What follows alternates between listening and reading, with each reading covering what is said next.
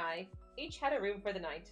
After we checked in, the 5 of us ate a buffet lunch at the hotel restaurant. Then we watched Susan board the bus that would take her and the other 18 contestants to the Phoenix West High School. There were 38 contestants. 19 had already given their speeches that morning. By the end of the afternoon, 10 finalists would be chosen. The finals would take place that evening. To be honest, none of us were surprised that Susan made the cut. She was incredibly good. The surprise was this: her speech was new. It was not the one she had given at Micah High. It was not the one she had practiced for weeks in front of me and Peter Sinkowitz and the assorted saguaros.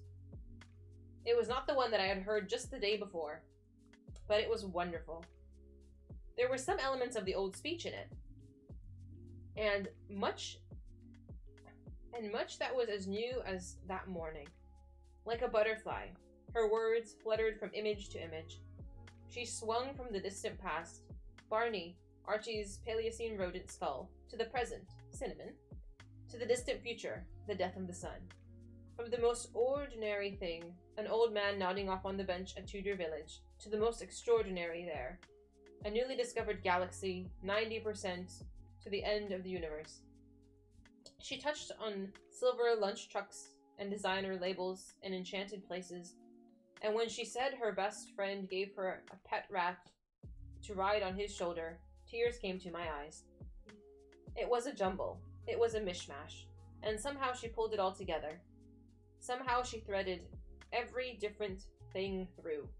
The voice of a solitary mockingbird singing in the desert. She called her speech, "I Might Have Heard a Moa." The auditorium was half full, mostly with small groups of students and parents from competing schools. After a contestant finished, his or her supporters whistled and whooped as if doing so would influence the judges. The rest was just polite applause. When Susan finished, the 4 of us managed a modest cheer, but that was about it. No whistles, no whoops. I think we were made of a more timid stuff than the speechmaker herself. Back at the hotel, Mr. McShane and I mobbed her, if 2 can be a mob. Her parents were more reserved. They were full of smiles and well-dones, but they seemed no more surprised at her success than Susan did. When the adults went off into the gift shop, I had her to myself. "Where did that come from?" She grinned. "Did you like it?"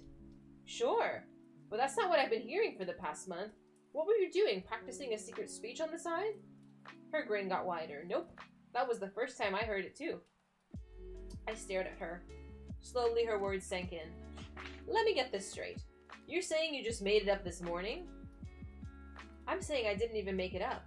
It was just there. All I did was open my mouth and let it out." She held both hands out to me and snapped her fingers. Presto. I gaped at her. "What are you going to say tonight?" She threw out her arms. "Who knows?" The 5 of us ate an early dinner in the hotel restaurant. After, we waited in the lobby while Susan changed clothes. She stepped off the elevator wearing a peach-colored pantsuit. She slinked across the lobby, modeling for us. She sat on her mother's lap and said, "My personal seamstress made this for me." We applauded lightly and sent her off on the bus. The general public was allowed to view the evening show, and the auditorium was packed. People stood in the back. Down in front, a high school orchestra played rousing music by John Philip Sosa. The 10 contestants sat on stage. 7 were boys. All of the contestants appeared to be grim and nervous, stiff as mannequins, except for Susan, who was bending the ear of the boy sitting next to her. He nodded occasionally, but kept his eyes and spine at attention and obviously wished that she would just shut up. Susan's parents chuckled, knowingly at her behavior, while I tried to disguise a stab of jealousy. One by one, the contestants took a long walk to the center to give their speeches. The applause was equally hearty for all. A grade school girl in a frilly white dress handed each contestant a bouquet of roses, yellow for the girls and red for the boys. While the girls cradled their roses, the boys looked at them as if they were hand grenades. Susan was the last to speak. When her name was called, she bounced up from her chair and practically ran to the microphone. She did a sprightly pirouette, a curtsy, and waved her hand in a window washer motion and said, "Hi!" Accustomed to seeing stiff, mortified contestants, the audience responded with uncertain titters. They didn't know what to make of this unconventional teenager any more than we had on the first day of school. Several bold souls said hi and waved back. She did not begin, at least not in the usual sense. There was no ringing preamble. She merely stood there, comfortably chatting away, as if we were all on rocking chairs on her front porch. Murmur drifted towards the ceiling. People were waiting for her to get started.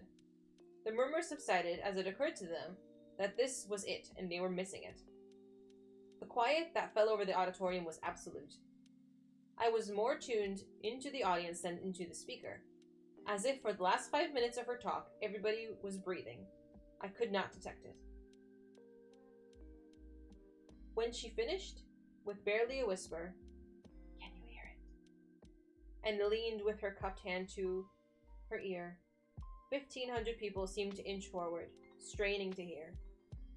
There were 10 seconds of pure stillness, and then she turned abruptly and went back to her chair.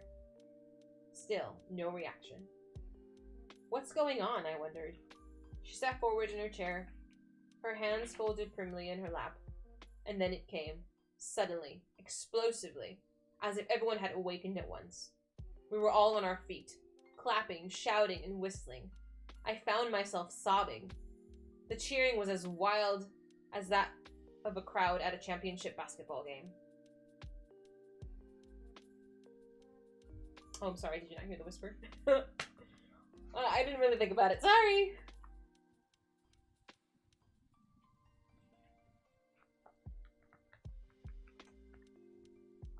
Okay. So she gave her speech and I think everybody liked it.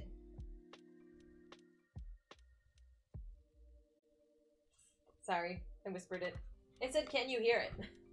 But I had to whisper it. Hi, welcome back. I'm gonna read one more chapter and then I will leave the rest for next week, okay?